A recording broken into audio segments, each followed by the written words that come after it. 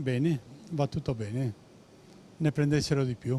Mi dà sicurezza che li abbiano sgominati ancora prima del tempo, quindi ho un po' di fiducia nelle forze dell'ordine italiane che a quanto pare ci tutelano bene.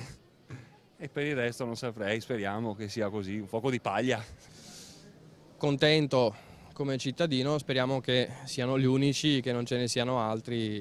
Cominci ad aver paura, pensavi a un'isola felice Venezia, ma anche qui incominciamo ad avere insomma abbastanza paura.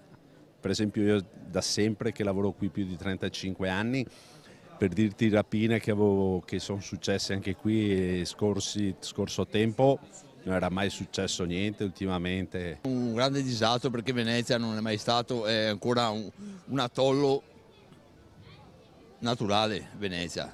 Quindi io penso che a Venezia ci siano non più di queste persone, ma molte di più. Sono convinto che le nostre forze dell'ordine a livello sono il numero uno, anche perché credo che ci portiamo dietro l'esperienza delle Brigate Rosse. Di conseguenza a livello